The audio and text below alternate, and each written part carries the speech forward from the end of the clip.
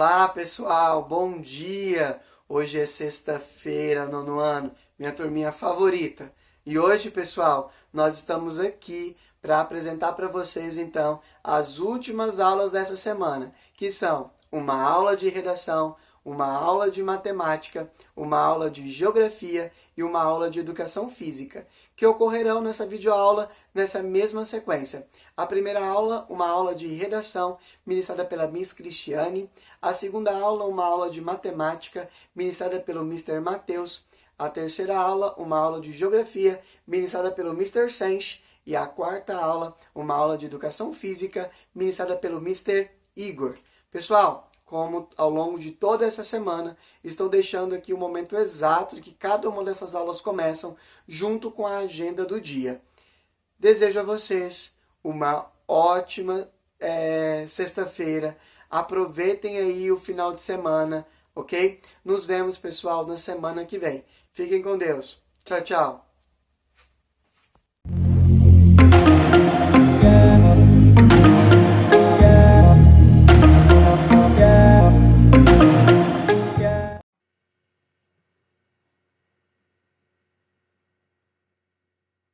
Bom dia, Luana, tudo bem? Espero que esteja tudo ótimo. Hoje, sexta-feira, semana finalizando aí, né? Para hoje nós temos aí o estudo de um gênero textual chamado anúncio publicitário. Vocês podem ver aí na tela inicial. Então, hoje nós falaremos aí sobre conceituação, sobre características. Vou mostrar para vocês alguns exemplos. Falaremos um pouco aí dessa linguagem do mundo publicitário, que é basicamente voltado aí para vendas, tá? Então, vamos seguir aí. O que é um anúncio publicitário? Ele é um gênero textual, como eu disse a você, né? E ele é utilizado para quê? Para promoção de alguma marca, produto, serviço, ideia, enfim, algo que você deseja anunciado, né, em algum meio aí de comunicação. E ele sempre tem uma linguagem persuasiva. O que é a linguagem de persuasão? O que é persuasivo?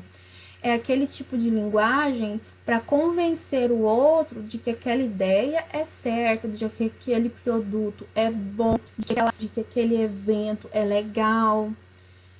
Então, o foco principal do anúncio publicitário é esse, é ter essa persuasão, é persuadir o outro de que o que está sendo anunciado é o melhor para quem está vendo, ouvindo, para quem está assistindo, para quem está lendo, tá?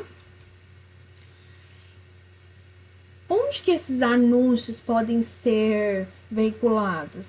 Televisão, internet, rádio, outdoors, revistas, jornais impressos, panfletos, cartazes, enfim, inúmeros lugares que esses anúncios podem aparecer.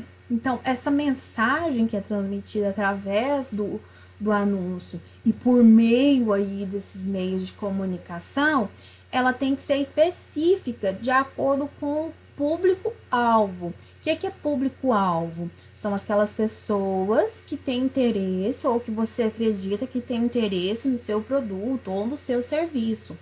Então, eu tenho uma agência publicitária e um cliente me pede para que eu faça um anúncio sobre um pet shop que vai abrir pelo bairro, pela cidade, enfim, vai abrir um novo pet shop. Qual é o público-alvo que eu tenho que atingir para que o meu produto, a minha empresa seja vista? As pessoas que têm, ou seja, animais de estimação. Então, não adianta eu tentar focar num público que não gosta, ou que não tem animais de estimação, ou que, enfim, que não tem interesse. Então, eu tenho que focar naqueles que têm interesse, que têm os animais. Eu quero fazer um anúncio publicitário de uma loja que vende roupa infantil. Então, eu tenho que atingir pessoas que têm crianças em casa ou na família. Se vocês ligam nos canais que são exclusivos para crianças, tem o dia inteiro desenho animado, os anúncios, né, as propagandas que são passadas aí nos comerciais são de brinquedos, são de parques de diversões, é tudo voltado para o universo infantil, ou seja, aquele público-alvo. Então eu não vou fazer, por exemplo, uma propaganda de um carro que vai ser lançado no infantil. Então, a propaganda, isso dentro da televisão, ela é colocada de acordo com os canais, de acordo com os programas de TV que estão passando naquele momento. E aí, dentro, né, desse universo aí, dos anúncios publicitários, nós temos aí um enorme quantitativo financeiro. Nós temos aí anúncios, horários, né, em algumas redes de televisão, que você passar aí a sua propaganda custa milhões de reais, né, porque é contabilizado aí por segundo. Eu quero colocar um anúncio numa revista de grande circulação. Pode preparar o bolso, o din-din, vai ser caro. Por quê? Porque ele atinge, né, os horários, ou o jornal impresso, ou a revista de grande circulação, ela vai atingir um número de pessoas. Então, por isso que o valor, ele tende a ficar caro. E aí, né, ainda o público-alvo, fazer uma propaganda de uma joia, de uma joalheria. Eu não vou colocar um anúncio de uma joalheria numa revista, por exemplo, que é voltada para automobilismo. Tem uma revista que chama Duas Rodas, não sei nem se ainda existe essa revista. Não vou colocar. Porque o pessoal que vai ler essa revista está interessado em saber motor de carro, potência, estado, essas coisas. Então, então eu vou colocar numa revista que tem como público-alvo o público. Então eu vou colocar aí, sei lá, numa Contigo, revista Casa. Ou seja, eu vou atingir um número maior de mulheres que se interessam aí por joias. Então esse é o foco aí do público-alvo, né? Tem que fazer esse trabalho aí para descobrir onde está esse público-alvo e como atingi-los. Agora vamos falar um pouquinho aí sobre as características dos anúncios publicitários, algumas delas principais. Se eu coloco uma linguagem muito rebuscada, muito cheia de cor, palavras de difícil compreensão, é complicado para quem estiver assistindo, lendo, ouvindo. Então tem que ser uma linguagem simples.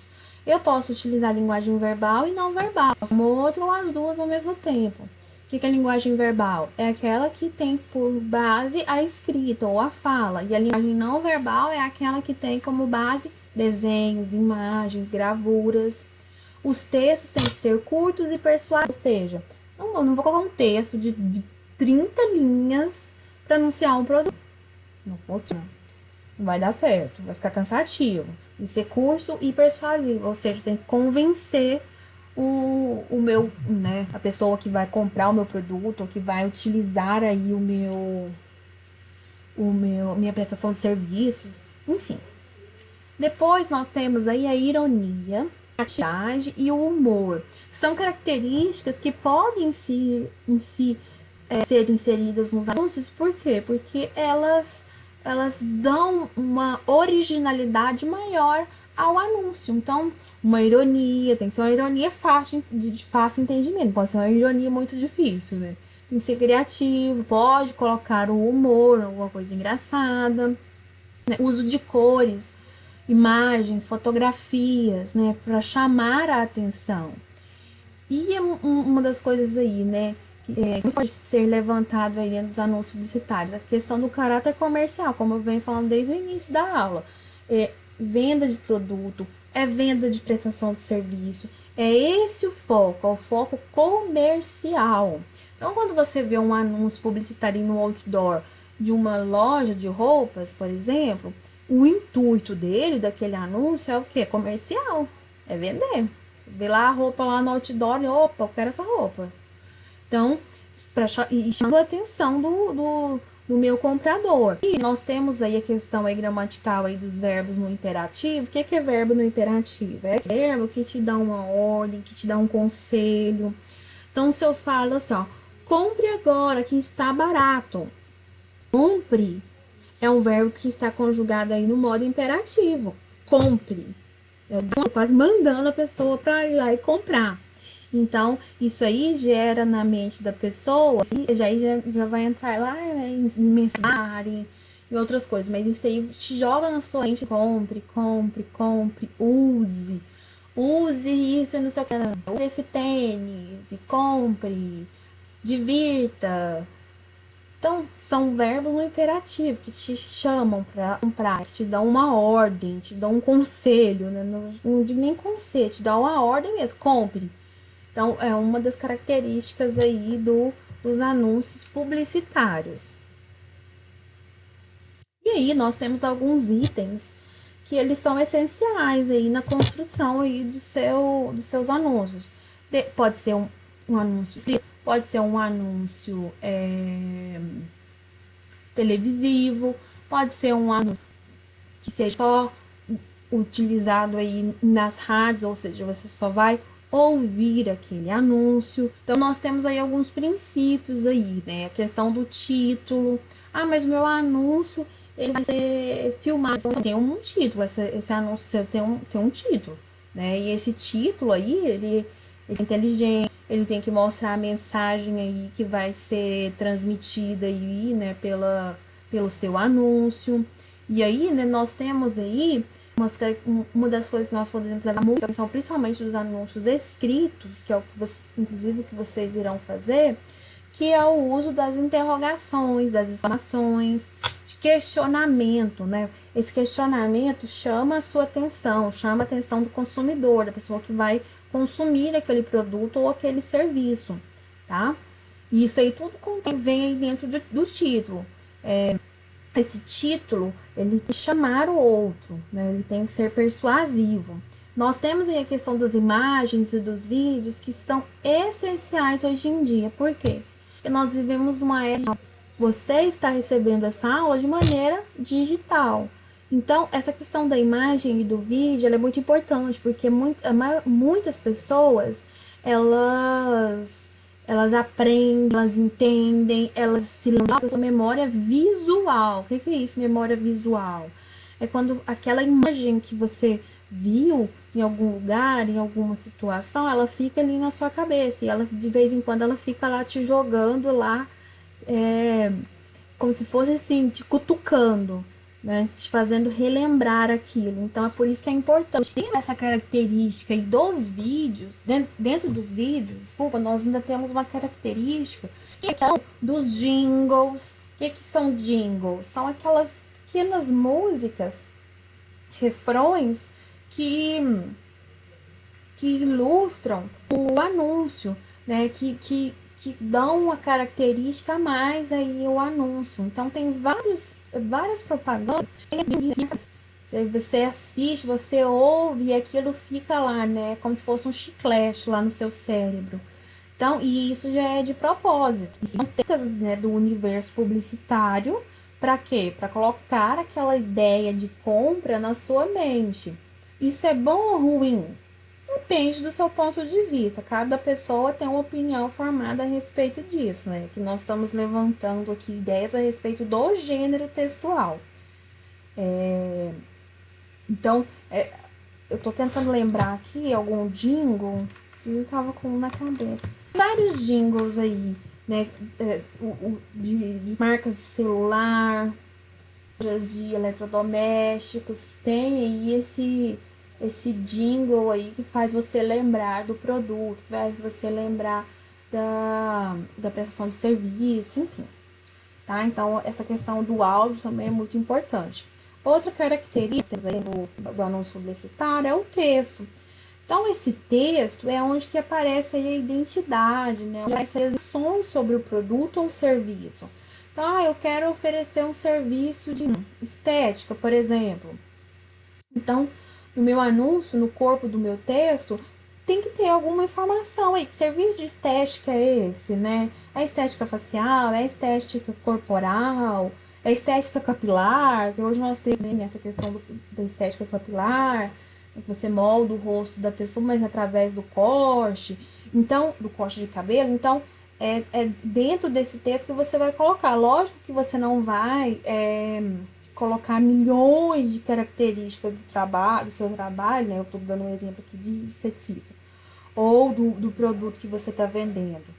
Vão ser informações que serão objetivas e que, né, farão com que os consumidores entendam qual que é o serviço ou qual que é o produto. E aí nós temos a questão da identidade das marcas ou do serviço.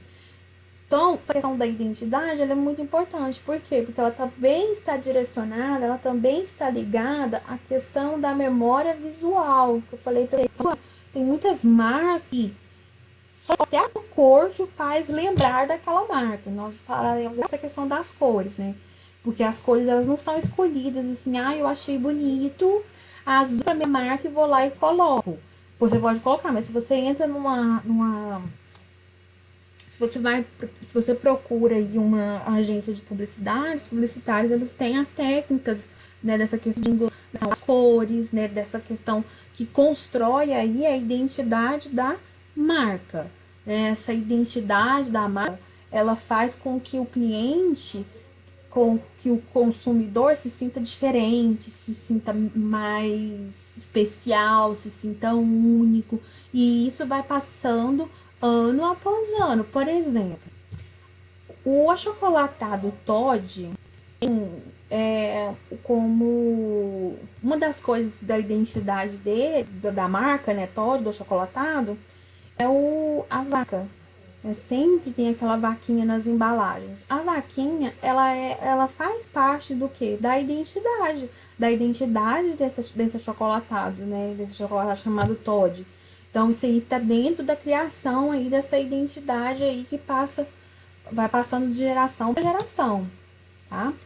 Agora, nós vamos falar aí um pouquinho sobre a questão das cores. Essa imagem aqui eu peguei desse site aqui, ó, multilinks.com.br. Ele mostra aí a questão da utilização das cores em grandes marcas, tá? Então, olha só, o amarelo aí, né, esse otilismo, veja que ele está vinculado aqui ao McDonald's, a Owen, a Lufthansa, que é uma marca acho que de transporte, ao Banco BMG, né, que já está entrando aqui na questão do amigável, aqui da confiança, né? O laranja te remete a essa questão da confiança. Aí nós temos a Fanta, a Gol, Multishow, a marca Pênalti, depois o vermelho, excitação, juventude, coragem. Aí, né, nós temos aí, né, como exemplo, acho que um dos exemplos mais fortes aí, nós temos aí a Coca-Cola. E aqui também o Que Bom. Tem Nintendo, tem o Lego, que remete a essa questão da coragem, da juventude. Tem a CNN aqui também, que é um canal voltado para notícias, e essa ideia, essa pegada, né, esse princípio, né, de diferencial. Depois nós temos aqui o roxo, né, criatividade, imaginação, sabedoria. Nós temos o GNT, Yahoo, a empresa Vivo, confiança, segurança. Nós temos aqui o Sebrae, a Intel, Panasonic, Samsung, Eletrobras, Ering, Pacific, né, que vem de crescimento, de saúde. Olha aqui a Starbucks. Tem aqui a marca Android, tem o Boticário, que eles fizeram uma repaginada, acho que não é mais verde, né? Tem a Herbalife, né, que está voltada para a questão da saúde. Tem o Greenpeace, né, que é a organização aí que cuida aí, né, que é uma ONG, né, que corre atrás aí da preservação da natureza, dos recursos naturais. Equilíbrio, né, o cinza, neutralidade, calma. Olha a marca Swarovski, né, que é o que, né, aquelas pedras, né, aquela coisa linda, maravilhosa, né, tudo tem Swarovski, né, a marca. Então tá voltada aqui nesse neutro, calmo. Aí nós temos aqui também a Hyundai, a Honda, a marca Audi, né, de carro, a marca Apple, tem aqui o símbolo da maçã. Então isso aqui é tudo, isso aqui é algo, né, voltado aí para o universo da publicidade, né, dentro desses assuntos aí, né, dentro desse tema geral aí, né, desse gênero, anúncio publicitário, tá? Agora eu quero falar com vocês um pouquinho do slogan. O slogan, ele tá diretamente, assim, ele é uma das partes fundamentais do que? A identidade da marca. Então, o slogan, ele tem que ser um texto curto, mas ele tem que ter uma personalidade, ele tem que ter algo que tem uma forte ligação com a marca ou com o produto.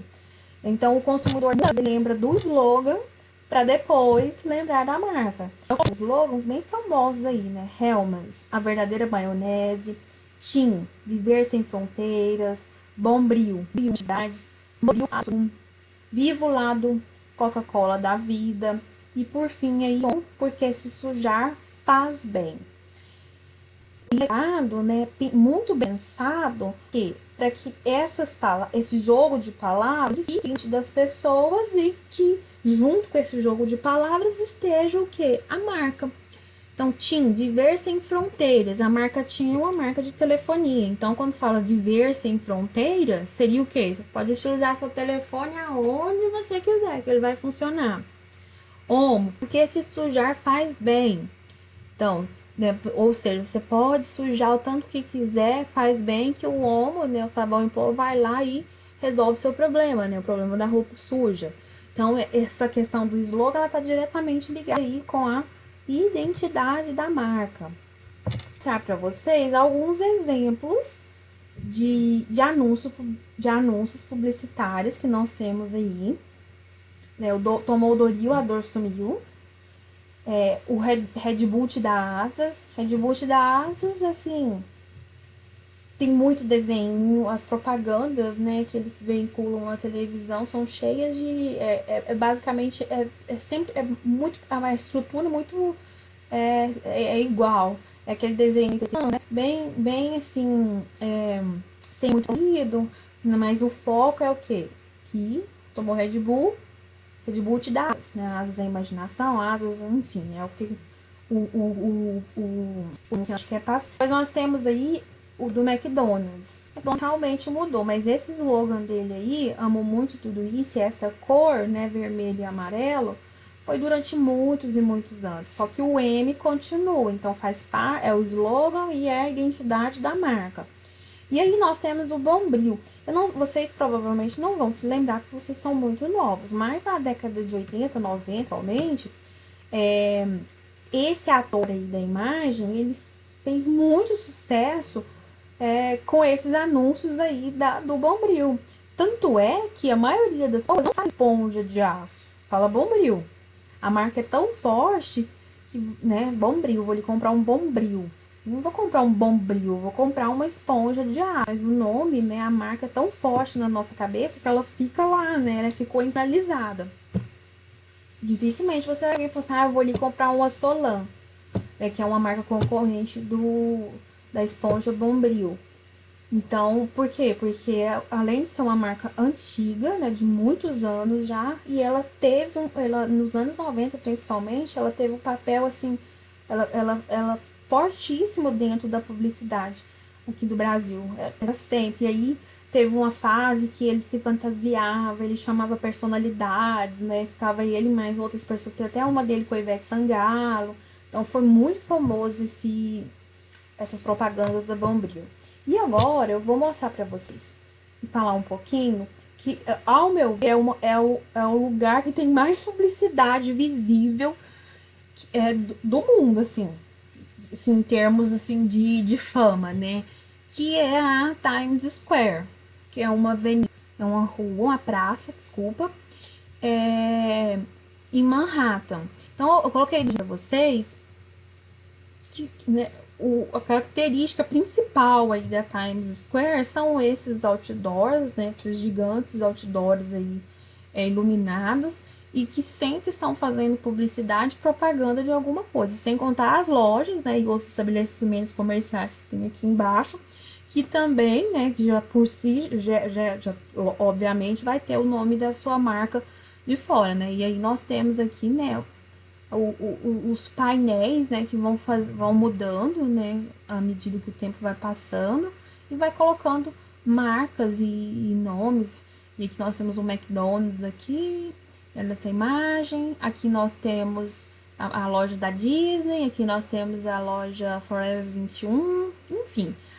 Eu lembrei da Times Square porque você respira quando você anda por ela. O tempo inteiro você vendo esses anúncios luminosos. E para vocês como atividade, vocês estarão fazendo um anúncio publicitário. Com base nessas explicações que eu falei aqui, com base nesses comentários, vocês estarão criando aí seu produto para o seu produto ou serviço anunciado. Eu quero inventar aí uma marca de roupa. Ok, então você vai criar um anúncio para essa marca de roupa.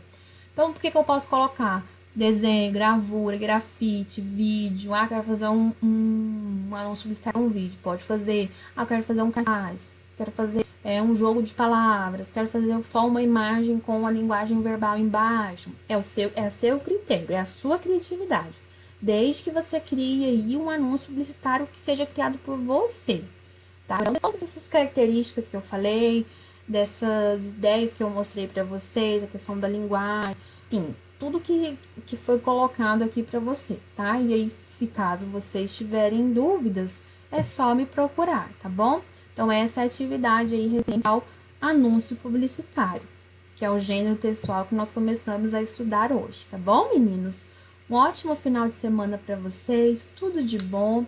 Um beijo para cada um de vocês e até a próxima aula. Tchau, tchau.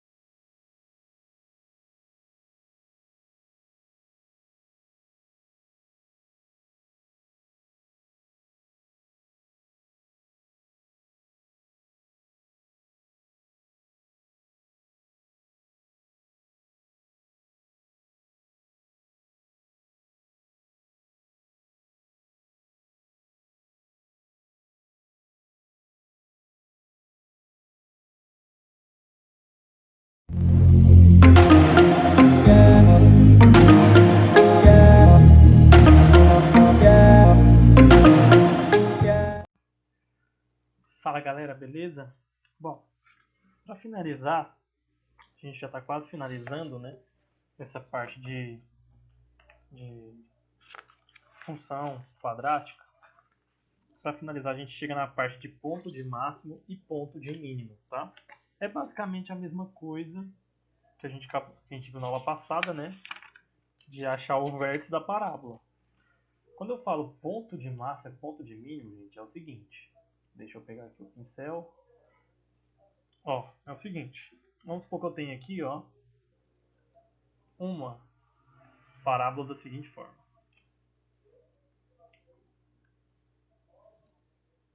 Assim, ó. Porque eu tenho uma parábola assim. E outra parábola assim, ó.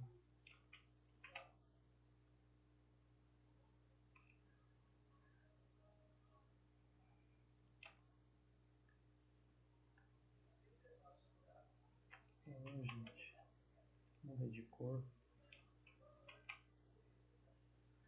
E outra parábola eu tenho assim. Mudei de novo de cor. Ai, ai.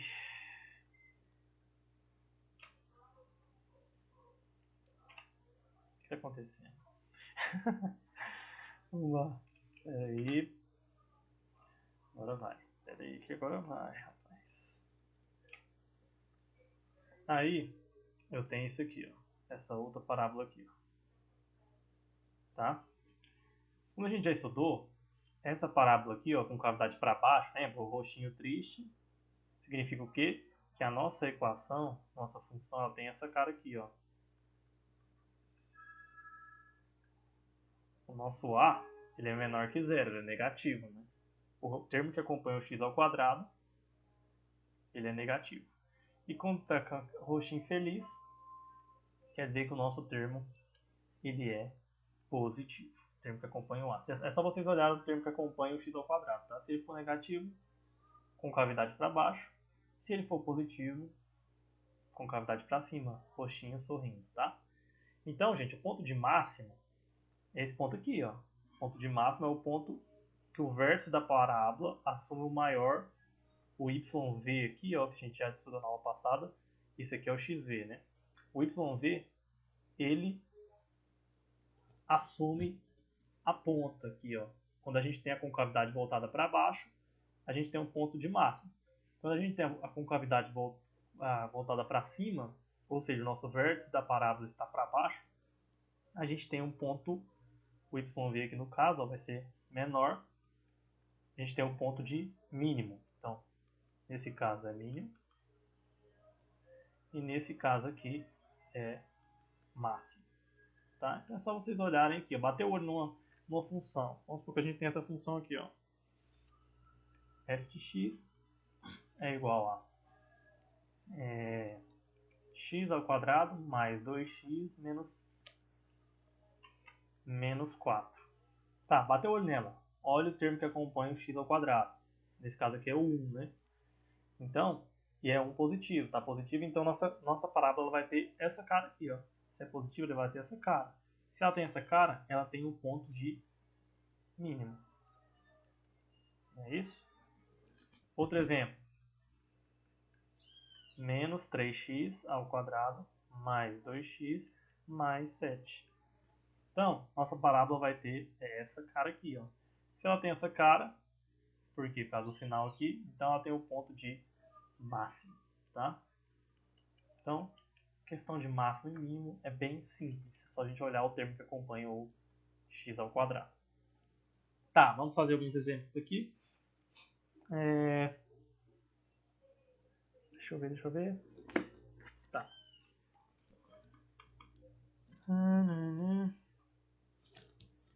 Beleza, ó. Vamos fazer a número 2, da página 59. Então, número 2. Letra A. Então ele fala assim, ó. Observe os gráficos de algumas funções. Aí tem a função 1, a função 2 e a função 3. Qual função possui ponto de máximo e pontos de mínimos? Então, qual delas possui máximo? Então, vamos explicar. Ó. Máximo. O que é o máximo? É quando a concavidade está assim, não é? Quando ela está assim, ela é negativa, não é? Qual que é o ponto de máximo, então? É só a 3, né? E de mínimo,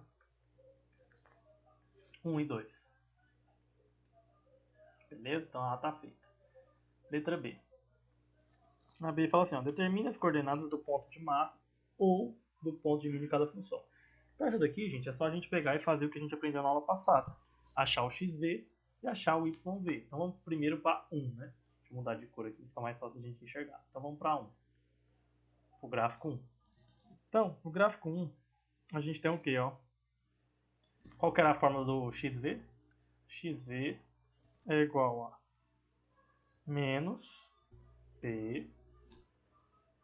Não era B, né? Só B. B sobre 2A, não era isso?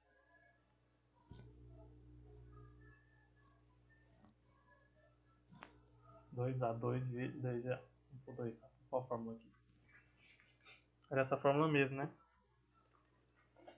Deixa eu ver se tinha um menos. Eu não lembro da fórmula. É, tem um menos. Tem um menos aqui de fora. Tá, menos aqui. Tá? Então a fórmula é menos B sobre 2A. Então, substituindo aqui, ó.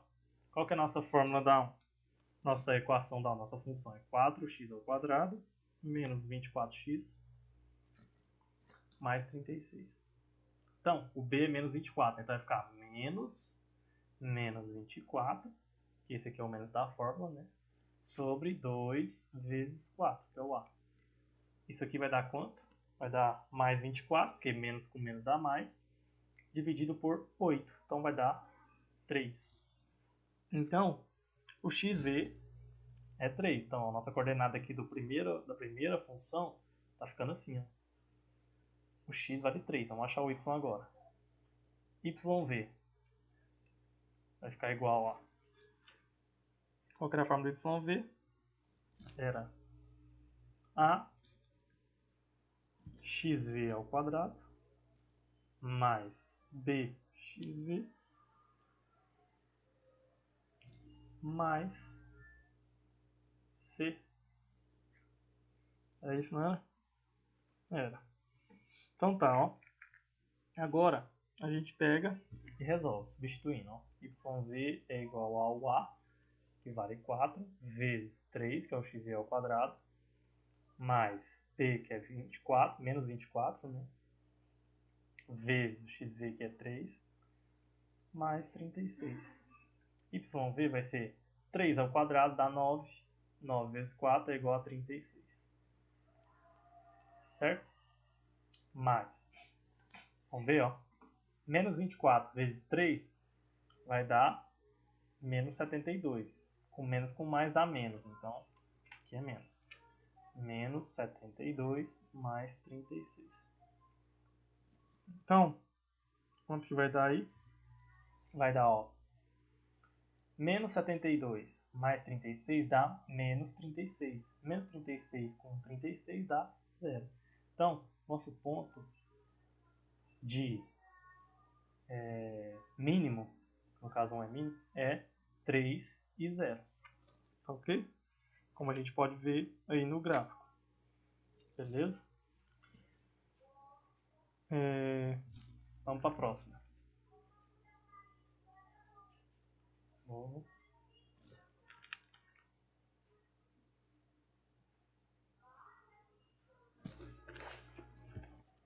Eu acho que vou deixar para vocês fazerem esse aí. Que é um exercício gostosinho de fazer. Então vocês vão fazer terminar a letra B, né? E a letra C. Na letra C, gente, é o seguinte, ó, qual é o valor de máximo ou o valor de mínimo de cada função? O valor de máximo e o valor de mínimo de cada função é o YV. Então vocês vão colocar o YV de cada um. YV dá 1, que a gente já acabou de achar que é 0, né? O Y dela. Aí vocês vão achar da 2, esse aqui é o da 1. Vocês vão achar o da 2 e o da 3. Tá? Então, fazer página 59, número 2. Tá? Terminar ela. Beleza, gente? Essa aí foi a nossa aula de hoje, gente. Espero que tenham aprendido, tenham gostado. E até a próxima aula. Valeu, tamo junto.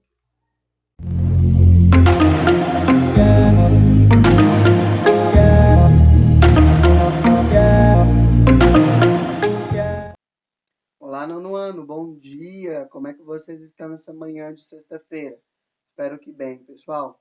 Hoje, como prometido, né, nós daremos continuidade, então, às nossas aulas de geografia, fazendo algumas revisões, mas no caso da aula de hoje é conteúdo novo, então prestem muita atenção. Nós vamos falar um pouquinho sobre o capítulo 4 de vocês, tá bom? Lá na página 44, tá bom? Vocês peguem o livro de vocês aí, página 44, falando sobre o Oriente Médio. Hoje vou falar um pouco das características gerais do Oriente Médio. Nós já falamos um pouquinho mais cedo hoje na nossa live de geografia, e hoje eu vou falar um pouco mais sobre o Oriente Médio. Tá? O importante é que a gente saiba caracterizar bem essa região, tá bom? Que pertence ao continente asiático. Tá? Ele é tão específico, pessoal, que é importante que a gente estude ele à parte, assim como a gente fez com os tigres asiáticos, né? Com o Japão. É importante que a gente estude o Oriente Médio separado, tá bom? Eu preparei aqui um slide que nós vamos acompanhar então, que vai ficar para ficar um pouco mais fácil o nosso entendimento. Eu sempre prometo e me esqueço, mas se vocês quiserem eu posso encaminhar para vocês esse slide, tá bom? Para vocês guardarem aí e terem como revisão. Bom, pessoal, Deixa eu mostrar para vocês aqui. Me colocar aqui no cantinho. Aí. Então, vou falar um pouquinho sobre o Oriente Médio, né? Lembrando, pessoal, que o Oriente Médio é uma região, tá, do continente asiático, né? Lembra lá? Eu posso dividir em Sudeste Asiático, Leste Asiático, Oriente Médio, né? Então, a Ásia Setentrional. Então, tudo isso são as regiões da Ásia.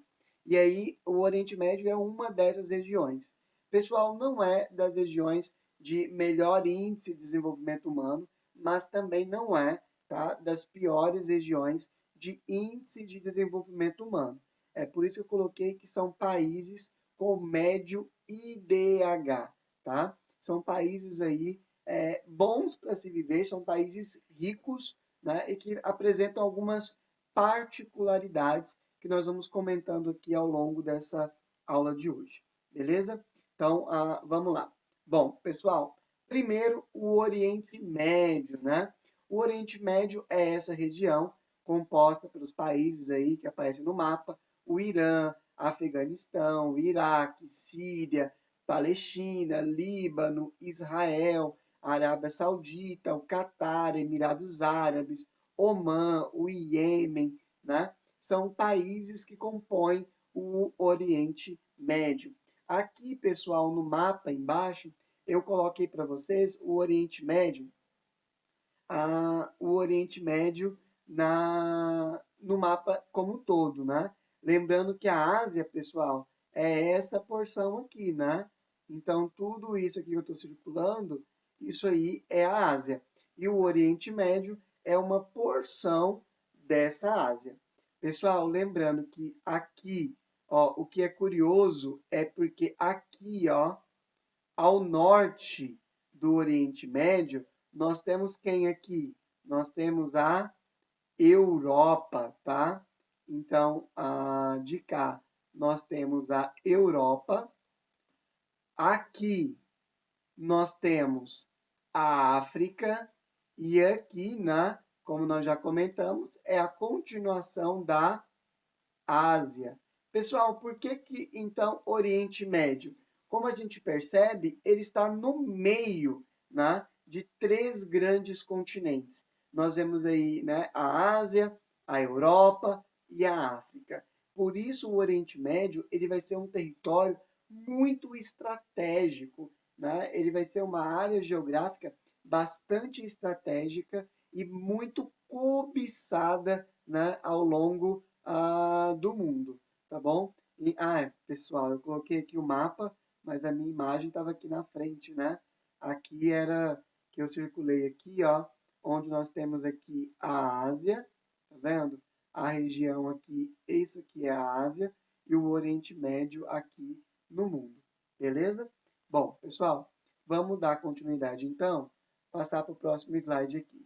Nesse slide, pessoal, eu trago então que o Oriente Médio, né, nós temos aqueles países são os maiores produtores de petróleo, tá?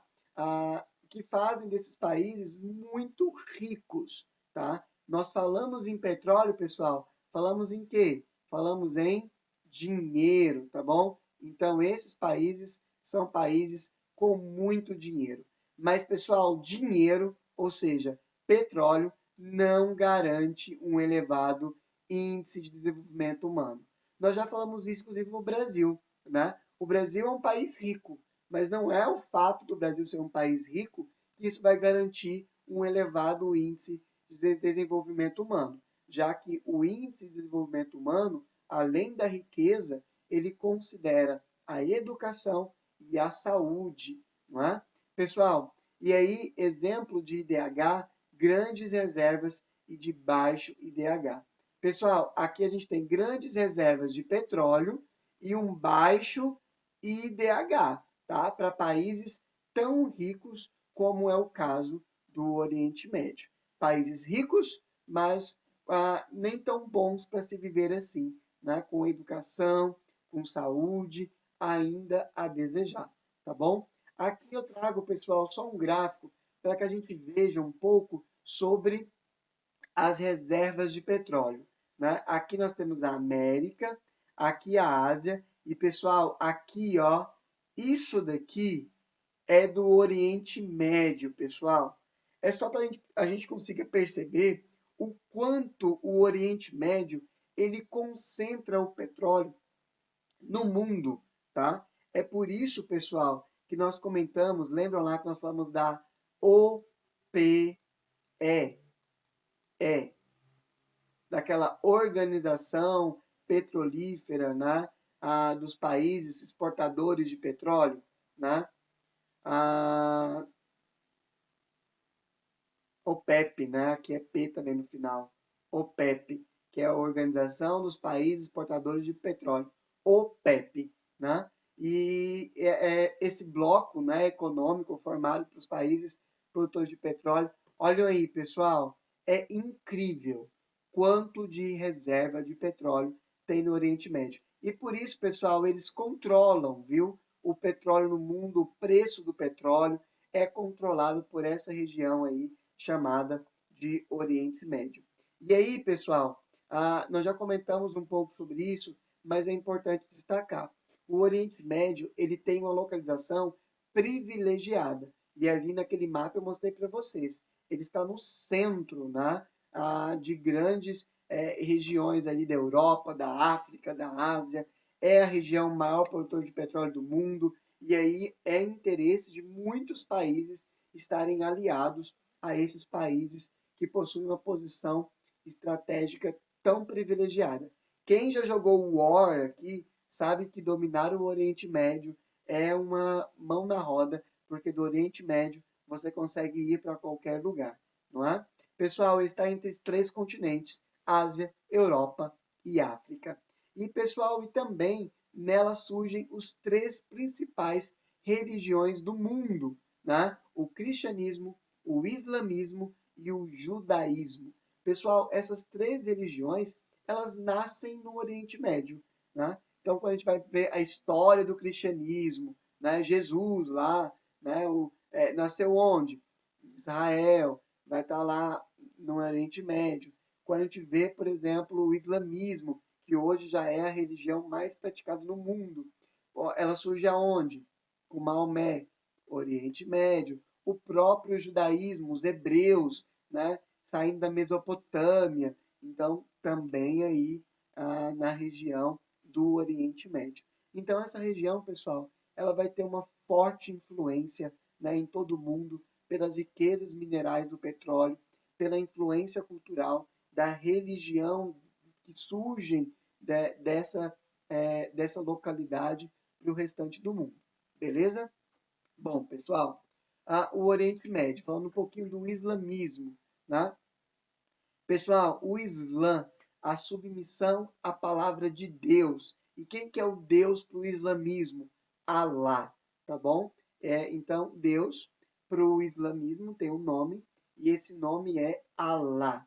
E ele surge, pessoal, com Maomé, que tem visões do anjo Gabriel, e aí o anjo Gabriel vai revelar algumas coisas para esse profeta, né, Maomé. Então, não confundam. Maomé não é um deus. Maomé é um profeta que fala do Deus Alá. Beleza? Pessoal, e aí nós temos tribos, religião e política que se uniram, tá? Então, muitos dos países que se declaram Islã, né? Nós estamos falando, pessoal, de um país que é teocrático, né? Ou seja, a política e a religião, elas se fundiram. E aí, pessoal, os fundamentos descritos no Alcorão, né? Aqui, ó, e o Sunna, que são os ensinamentos pós-Maomé. O Alcorão, pessoal, é o livro escrito por Maomé, né? Nós vamos ver partes, inclusive da Bíblia que nós temos, né? Do Velho Testamento, do Pentateuco no Alcorão, e aí os compilados de Maomé. E o Sunna são os ensinamentos que vieram após Maomé pelos discípulos, né? Desse profeta. Pessoal, quais são os princípios aqui, um pouco do islamismo? A gente vai falar tão pouco dessa religião que eu trouxe um pouco para vocês. Pessoal, crer, né, que não há um outro Deus além de Alá e que Maomé é o seu único profeta. Eles creem, pessoal, que existiu outros profetas.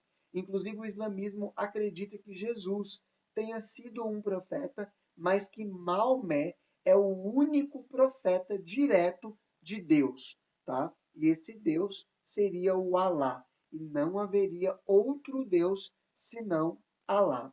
Eles pagam, pessoal, uma taxa entendida como caridade. Parte dos bens dos ricos devem ser dados aos pobres. É como o dízimo, tá? Então eles dão parte do que eles possuem, tá? Para a instituição religiosa, né? Para o templo, que vai ser destinado então aos pobres.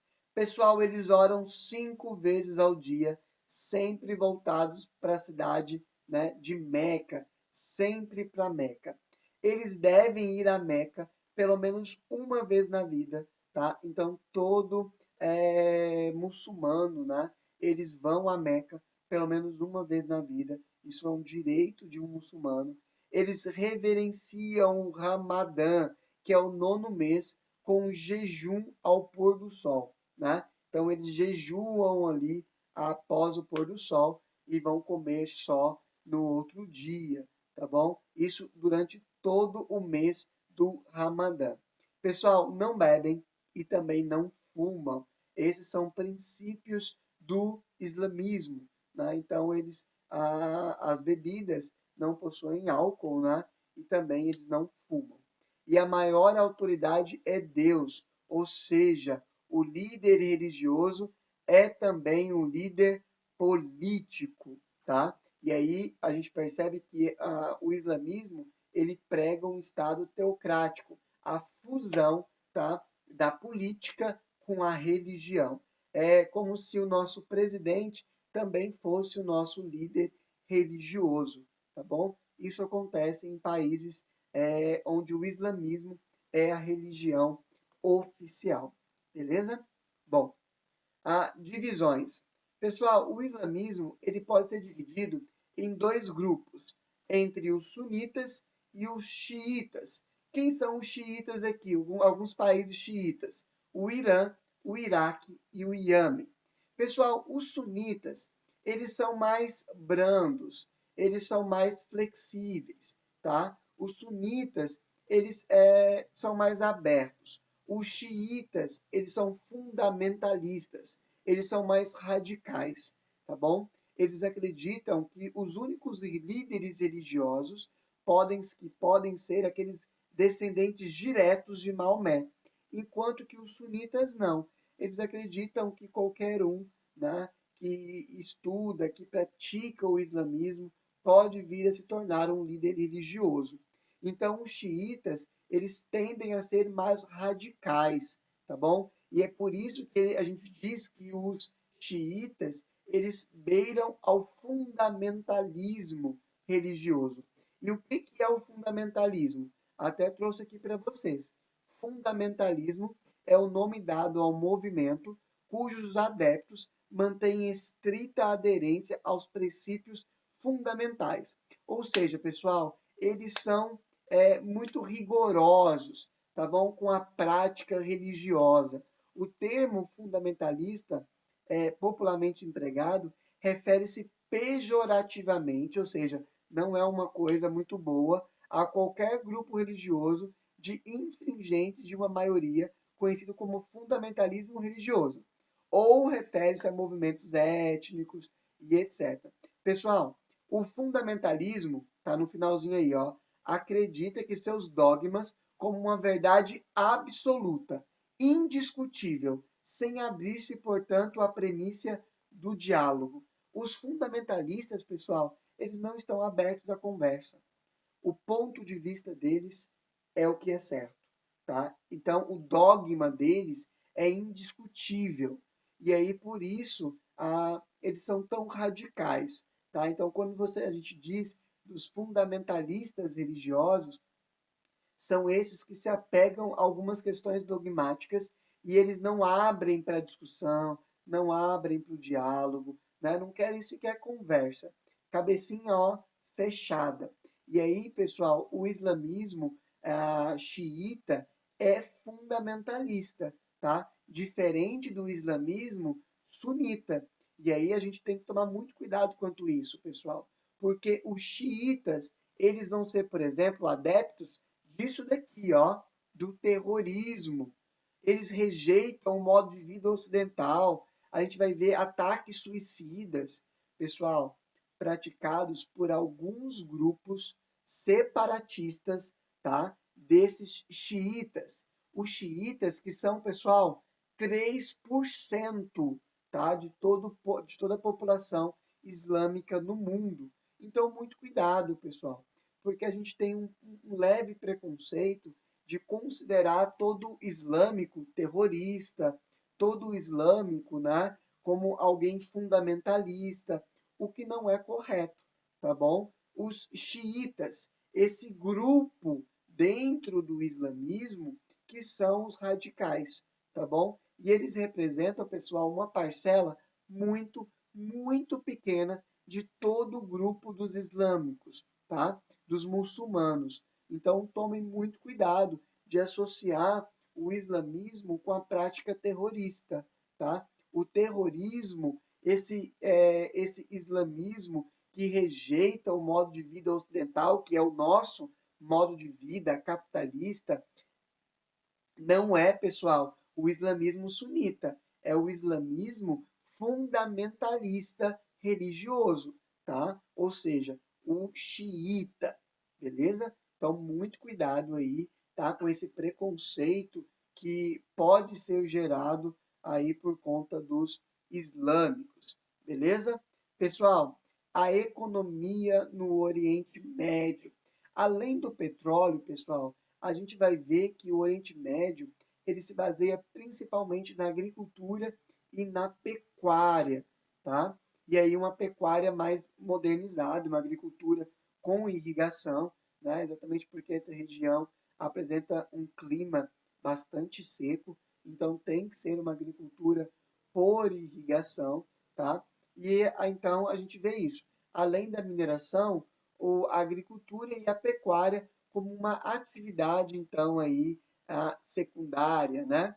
E aí, pessoal, a pecuária ovina e caprina, feita por nômades, ou seja, grupos que se deslocam, né? E aí a ovina e a caprina são os tipos de pecuária praticadas nas planícies da Mesopotâmia e do Iraque, né? Cultiva-se milho, trigo e tâmaras, né? Ah,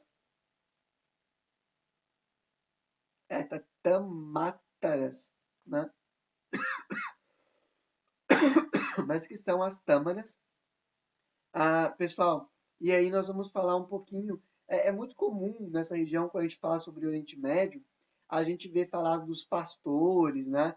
De ovelhas, dos pastores, inclusive nas histórias bíblicas, que é contado nessa região do Oriente Médio.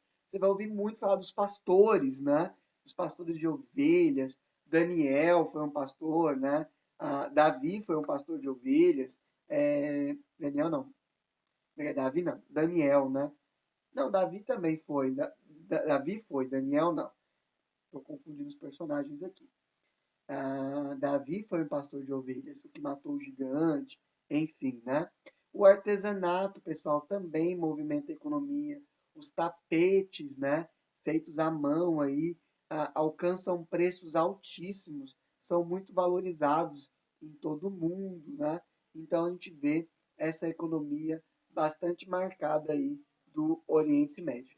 E aqui só um mapa para a gente finalizar do Oriente Médio, o mapa físico, né? Essa área mais branca que vocês veem são áreas mais desertas do Oriente Médio. O que vocês veem de verde são as áreas mais de vegetação, né? Pessoal, só para a gente saber aqui, a gente poder se identificar, o Oriente Médio é toda essa região aqui, ó. Opa! O Oriente Médio é essa região aqui, ó.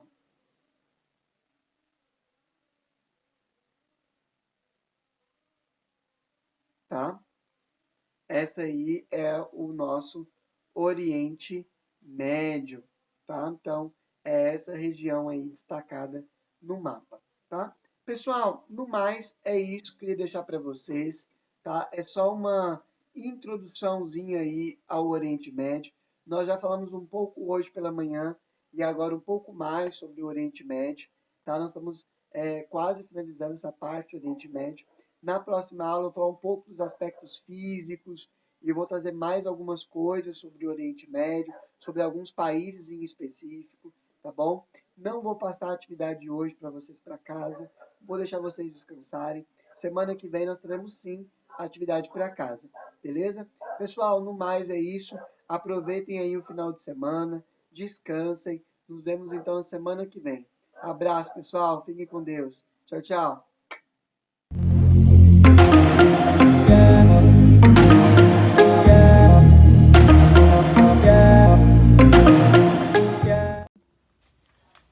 Fala aí, turma, beleza? Professor Igor mais uma vez aqui na área para passar mais uma atividade para vocês. Espero que vocês estejam gostando das atividades que eu tenho proposto e espero que vocês estejam fazendo, certo? Hoje eu vim passar uma atividade que nós vamos gastar um pouquinho dessa energia aí que vocês estão acumulados. Espero que vocês façam e se divirtam bastante. Chamem alguém para participar com vocês para que vocês possam fazer. Ó, nós vamos precisar de dois materiais: meia e barbante, certo? Por que meia e barbante? Nós vamos construir uma escada de agilidades. Eu vou colocar aqui para vocês verem. Estão vendo? Construir uma escadinha. Vou colocar um espaço. Eu coloquei um espaço de 2 passos meus, separando uma meia da outra e fechei os lados com o barbante. Eu coloquei um cardacinho colorido aqui para que vocês possam ver. Como que a gente vai fazer? O professor vai passar para vocês 5 formas de se fazer. Eu vou demonstrar as 5 e aí vocês vão fazer cada uma dessa forma, vocês vão fazer 5 vezes, ok? Vamos lá? Espero que gostem da atividade de hoje. Eu particularmente adoro essa escadinha de agilidade, ok? Vou mostrar, hein? Eu vou mostrar uma por uma e depois o professor explica outra forma para vocês anotarem. Primeiro, ó, o que vocês vão fazer? Apenas subir o joelho, certo? E passar entre os espaços. Então, subo. Cheguei aqui, eu vou voltar de costas. Mais uma vez. Eu tô colocando 2 passos em cada espaço, certo? Então, fiz 2 vezes. Vocês vão fazer 5 vezes esse. Esse é chamado de skip frontal. Skip, subir o joelho alternando com o seu braço, ok? Skip frontal. O segundo é lateral. Você vai fazer lateralmente, 2 em cada. Chegou aqui, volta. Lateral, skip, lateral. Chegou aqui, volta 5 vezes para esse lado. Depois, quando voltar, vou trocar o lado 5 vezes, ok? 5 para um lado, 5 para o outro. Então esse é chamado de skip lateral, ok? Vamos para o terceiro. Agora vocês vão fazer apenas em um equilíbrio, um pé.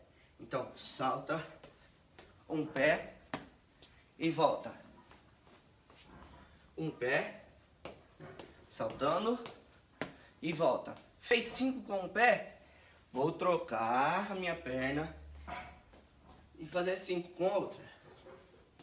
Saltando, volta, saltando. 5 vezes com a perna, 5 vezes com a outra, certo? Agora vamos para o nosso quarto exercício, né? Ó, lateral. Um pé só, lateral. Salta. Volta. Mais uma vez. Salta. Volta. 5 vezes com a perna. Troca a perna. 5 vezes com o outro lado. Volta. Certo? Agora nós vamos para o nosso último, nosso quinto exercício, a quinta maneira. Vocês estão vendo que tem o cordãozinho e os espaços, né? Então vocês pisam fora, dentro, fora, dentro, fora, dentro. Ok? Esse é o polichinelo na escadinha. Então, ó, vocês não façam polichinelo? Dentro, fora, dentro, dentro, fora, dentro, fora, dentro. Ok? Então são as 5 maneiras. Vou repetir para vocês quais são as maneiras. Primeiro, skip frontal, 2 em cada espacinho. Próximo, segundo, skip lateral, lateral 2 em cada, faço 5 para um lado, 5 para o outro. Depois, uma perna só, frontal, saltos frontais, 5 para um lado, 5 com a outra perna. Depois, lateral, uma perna só, 5, troco o lado, 5 com a outra. E termino fazendo o polichinelo. Fora, dentro, polichinelo, ok? 5 vezes. Entendido aí, gente? Espero que, ó, vocês façam essa, gasta energia aí que tá acumulada. E chame alguém para fazer com vocês, compartilhe com um amigo de vocês. E espero que vocês gostem de fazer. Show? Até mais, gente!